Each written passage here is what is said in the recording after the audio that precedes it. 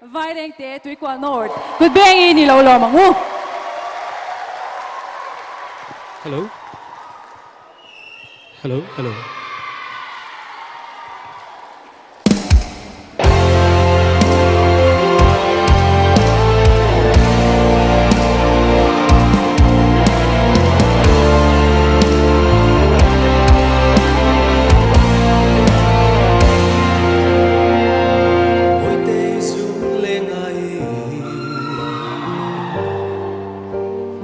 lại không gió lát lại hoa cà phê tree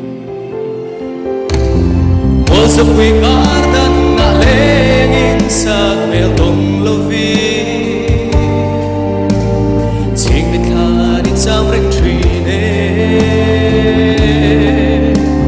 thiên lại ru cần đi chạm rèn mây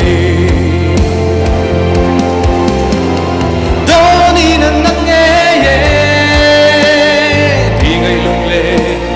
tuar thiang lo suy lu ngập hang truy nè lên đăng min chai sân lu su ô ngày xóa isu lên ngày anh đăng cái đông thay lo sắc bèo tuần nan cái chuan ngắt lang trăng hiền nè cái lô hồ thoại đồ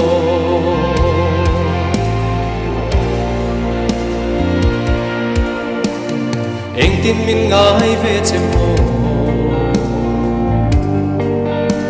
thì thiên lai ru ca cất sao về truy em cây sông nghi du na cho liang in ô có hoài rình si il ni rengi om thấy một xì lâu thiên lai ru cần đi chạm rèn mây bilo sắc quy ru lên đó đi nắng nắng nghe thì ngày lung lên cái tuar thiang lâu suy lu ngập hang truy nè lên đăng min chai sân lu su ô ngày xóa isu lên ngày anh đăng cái đông thay lô sắc bèo tuần nan cái chuan ngắt lang trăng hiền nè cái lô hồ thoại đồ i đó na bia thu cái lăn sông té nghi lâu la lên thang trăng bên máy lá phi mình gác sang rồi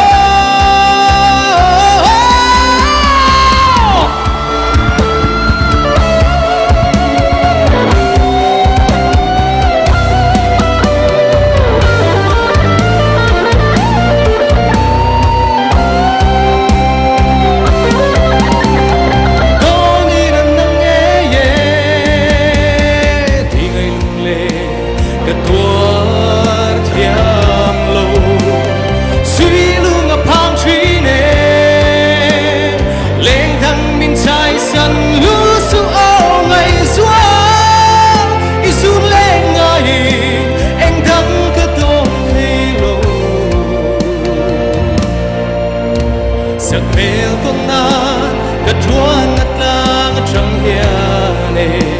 cái lô hồ thoại đồ cái lô mê